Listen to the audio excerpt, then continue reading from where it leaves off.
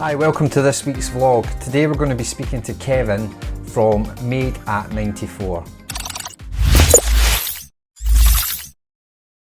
Hi Kevin, how are you today? Yeah, good Austin, good. Excellent. Obviously difficult times at the moment. Do you want to tell us a bit about Madeat94?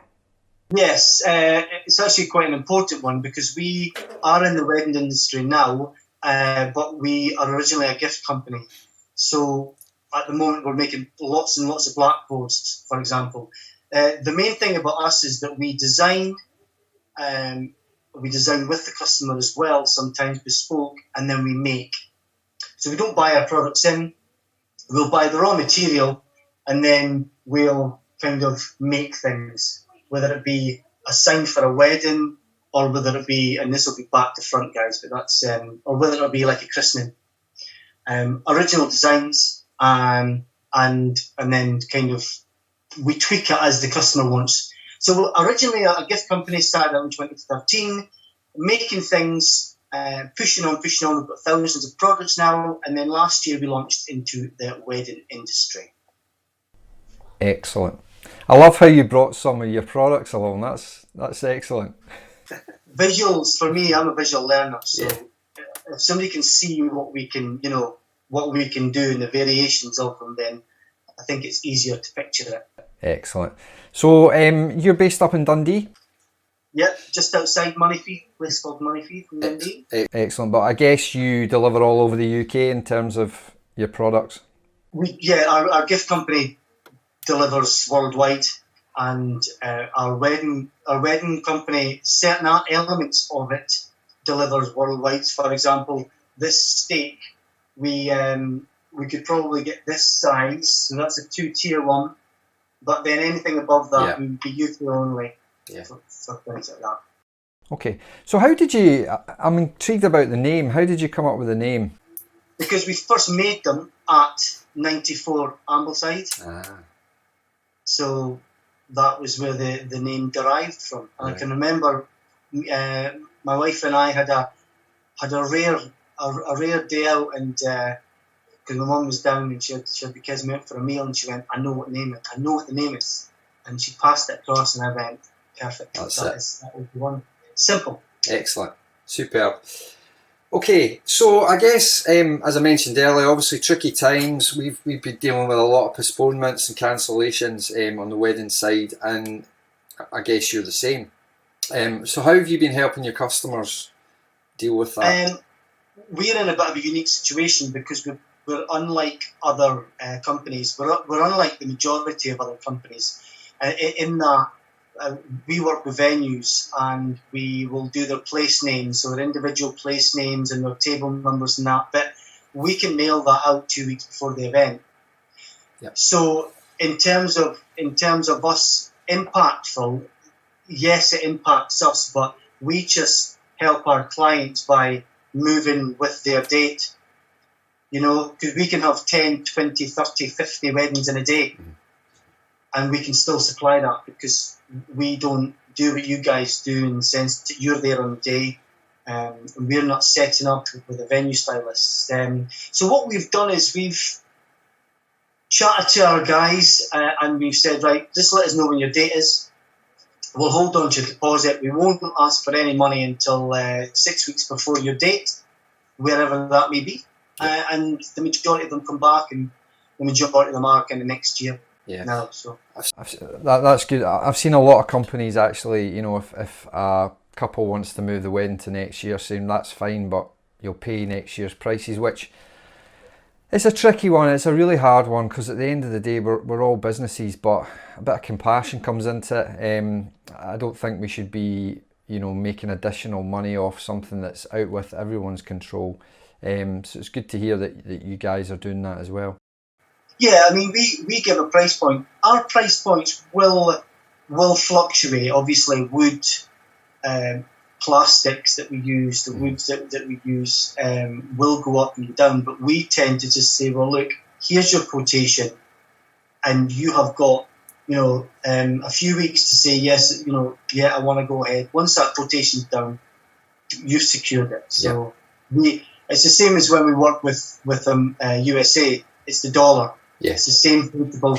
We make a loss sometimes, and sometimes we'll make a gain. You know, it's so it swings and roundabouts. Yeah, definitely. So where do you come up with the ideas for the products? You're obviously quite a creative person. It's bizarre how these things come up, because what we like to do, and this is quite interesting because I've just realised it. What we like to do is we like to look at things in different industries and see how we can adapt it for the wedding industry or for the gift industry as a whole, you know, like signage and different things like that. We'll look at something and go, oh, look at that. There's a princess. My little daughter's got a little wand, and I know they're out there. I know wands that are out there, but the specific designs, oh, I like that. Let's move that into the wedding industry and pull it in. Brilliant. So do you design everything on a computer first and build a prototype? How does that process normally work? Depends what kind of material we're working with. So if it's raw material, Sam and I might just sketch it out, chop up, do a rough. But a lot of it now is on the computer, laser cutting. And so, for example, this and this, I've just cut that by hand, stained it by hand. The back is just a bit of wood, I say that, but It is what it is. But this, the 3D element, the embossed element, that's all been laser cut. Right. So that'll be designed on the computer. And if it was a vinyl finish, it'd be designed on the computer as well. Yeah. Yeah, it looks like a lot of work goes into those. How long roughly would it take you to make one of those signs? Once the concept's there, obviously reduces the time. If there's bulk, it reduces the time as well. Yeah. Do you know what I mean? It's difficult to say. If I'm making a one-off, then it will take a little bit longer. But for example, outside in the back garden, I've got the table saw set up, and I've got the chop saw, so it cuts the wood. The table saw goes, the wood goes along, and I am making, at the moment, I'm cutting about between 50 and 70 big signs. Wow. Blackboards, but for want of a better word, big signs. Now, if I was just doing one of them, it would be a pain. It would take me a lot longer setting up and stuff. But rattling out 50 to 70, I've done it all, so it reduces the time. Because we are a gift company, and that's why we can produce things between 1 and 2 days, because we're used to that efficiency. Yeah, excellent. Okay, what do you like best about running the company, and what don't you like? Love the fact that we're still a home-based business, although we're growing fast. We've got external things we can do, but I'm at home, so I'm with the kids. I've watched every one of my children kind of grow to the stage where they're at nursery and at school, and I've been kind of hands-on with that. I love that element of things, and the same time, the difficulty is releasing from that. For me, I was up last night 10 o'clock and I'm on the computer. So where do you release? So running your own business, although you've got staff working with you, you're constant. And my wife and I Sam has to say to me, look, come on, let's take a break now and let's stop working for a moment.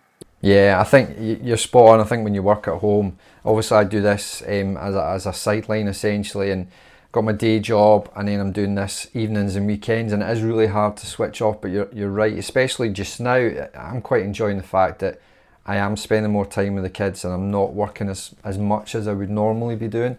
So it is good, but it's really hard to switch off sometimes. I mean, it is, running your own business is 24/7. You're responding to messages at 11 o'clock at night. It is really hard to switch off, but it's just getting that fine line, isn't it? Yeah, it is. Yeah, definitely is. Yeah. And I think people expect a quick response. Especially if somebody messages you on Facebook, they don't want to wait a day for you to get back to them. They want a response in 20 minutes or whatever. So keeping on top of it is really hard. It definitely is, yeah. That online capacity, but especially with the younger, like millennials coming through, coming through, because they're used to the internet, and you're noticing that service, your speed, and Amazon Prime is a crap. You know, that's a response to customer needs. Everybody wants something now, which is quite difficult, isn't it? Yeah, totally. Listen, it's been great speaking to you. Where can we find you if we want to find out more about your products? Well, this is where it's not complicated, but we have separated our wedding from our main site.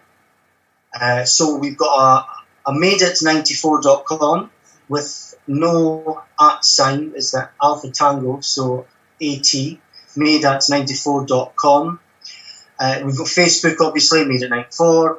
We've got Instagram, that we have stories. So if you want to see what we do, actually, I'm always on stories with the practical side of things. And with the wedding side, it's basically exactly the same, but with a wedding at the front. Wedding.madeat94.com. Brilliant. I'll put links to those in the post so people can just click on them to make it a bit easier. Listen, Kevin, thanks very much for your time today. I hope everyone's enjoyed the chat. Okay, take care. If you're not already a subscriber, click the subscribe button above. Until the next time.